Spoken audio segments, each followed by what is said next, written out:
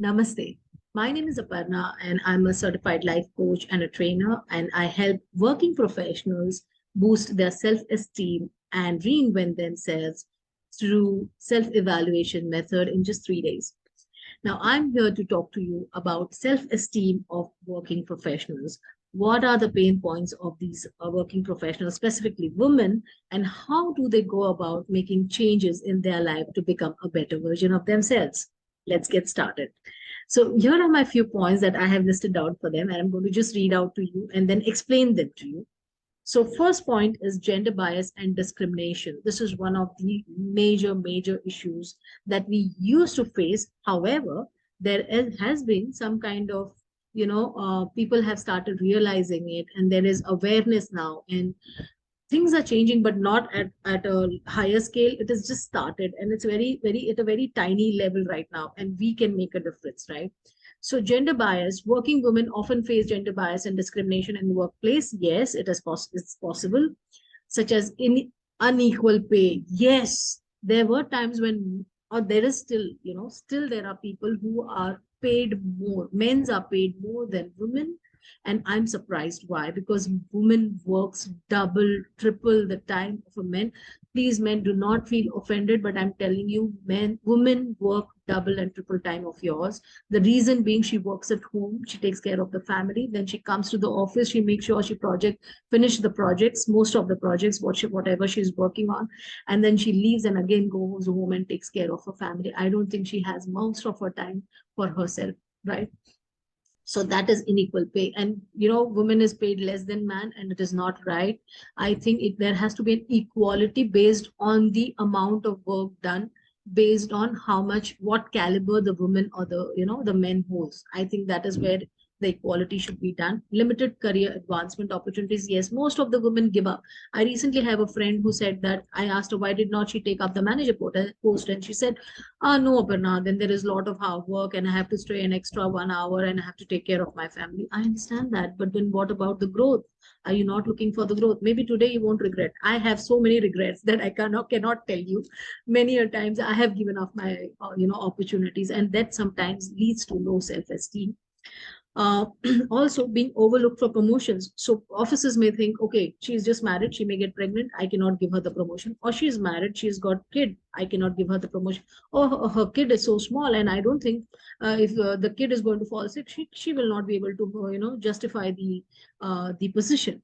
So there are various ways why women are not given a certain hike or certain promotion. So that is one major issue where women feel low self-esteem. These experiences can undermine their self-esteem and make them question their values and self-worth. Absolutely right. And what are we going to do about it? So first things first, I ask my women who or the working professionals to first understand what is it that is causing the the is what is challenging the self-esteem.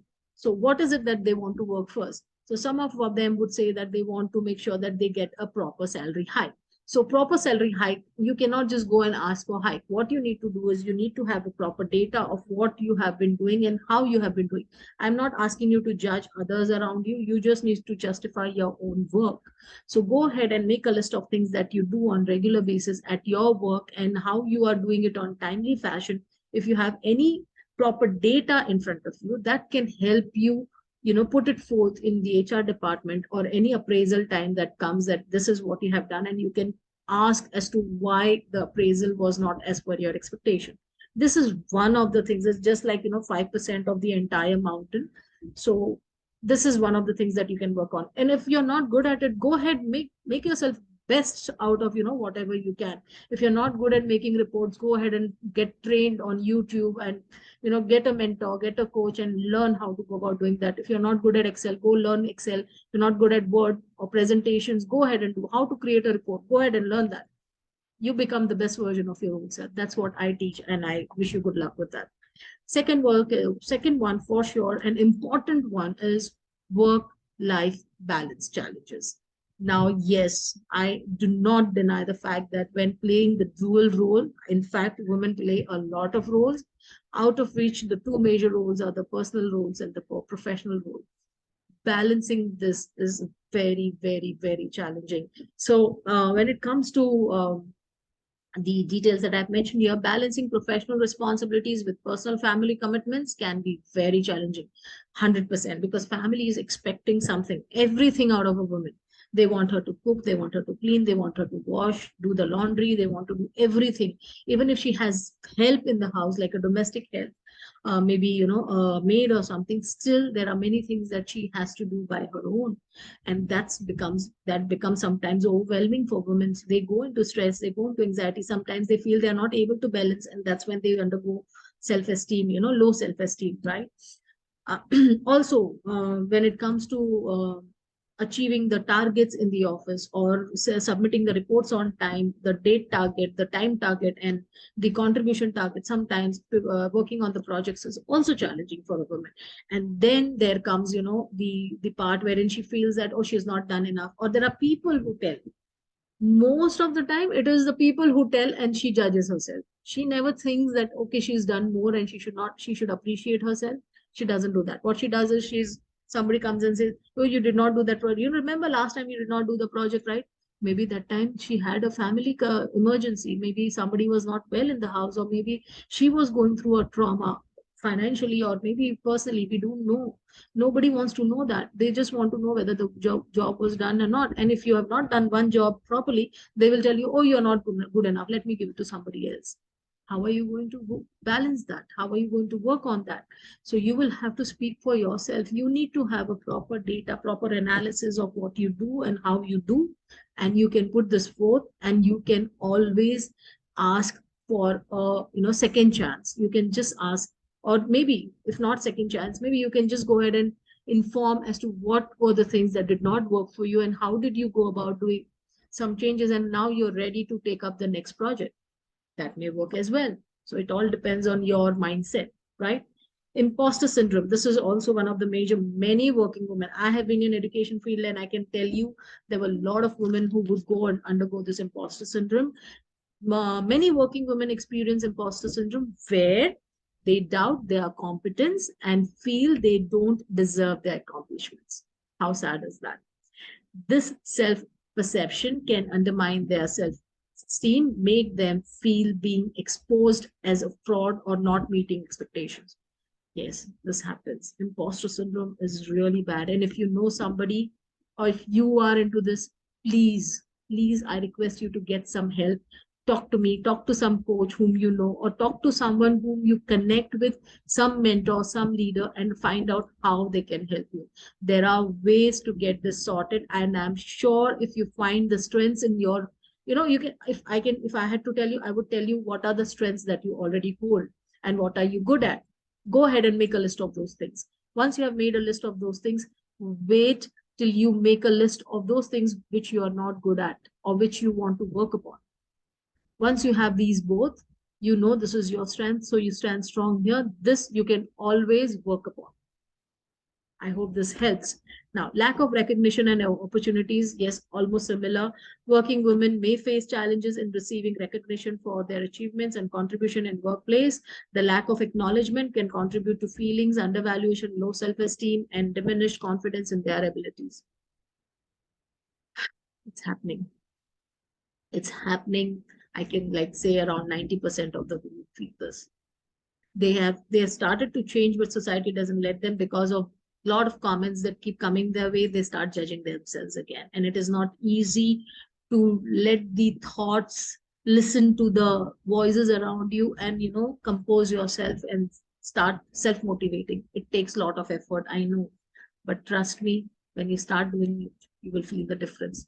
Don't undervalue yourself based on what people think about you. Compliment yourself. Go ahead and enjoy each success. I tell my tribe this, that if you have achieved a small success in your in your goals, or you have just taken two steps on the ladder where you wanted to go and meet success, you're on the way to meet success, go ahead and celebrate it with your own self. If not with your friends or family, go ahead and celebrate it. That will create a big difference in your life, right? Next one is stereotypes and societal expectations. Yes, working women often face stereotypes and societal expectations regarding their roles and behavior. balancing assertiveness with liability, dealing with biases related to age or appearance, and managing expectations around family responsibilities can impact their self-esteem and self-image. I really, really don't know how am I going to help you here, but I'm going to tell you one thing, that when it comes to your own self, there are things that you can tweak and turn and make a difference in your own life. That's how you reinvent yourself. You cannot change this unless it is something to do with decor or something to do with, changing places, but you cannot change human around you. They're not going to change unless you're going to sit with them and reason out with them as to what is your perception and what is their perception. Maybe you will have to walk on a journey of a coach or probably a trainer, and you will have to list down along with them, and maybe that not everybody is ready for that. But what I can tell you here is, believe in yourself. Stop listening to everything the people say, and stop accepting everything what others say is true about you. Start understanding your own self journey. Remember, when you started since childhood till the day you are here today, there is a journey that you have crossed. Not everybody knows it. Not everybody has experienced it. The ones who tell you about who you are only know some percentage of you, not the 100% of you. What is it that they don't know? Doesn't matter. What you know about you matters a lot.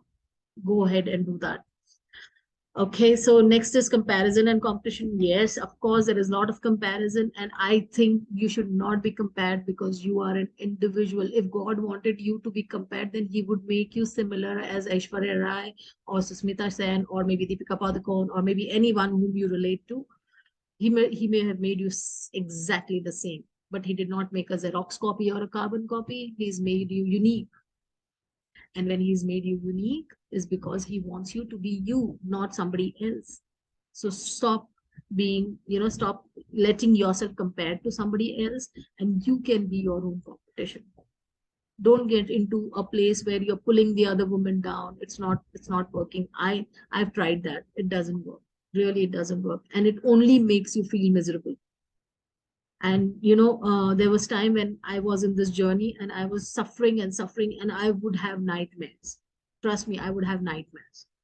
And now I have just let it go. I'm like, no, that person has a different journey, I have a different journey. And if we cannot connect, if we are not able to connect on personal level, if we are not connecting on the levels that we want to agree upon, then I think it is not meant for each other. I think let her walk her path peacefully and let me walk my path peacefully.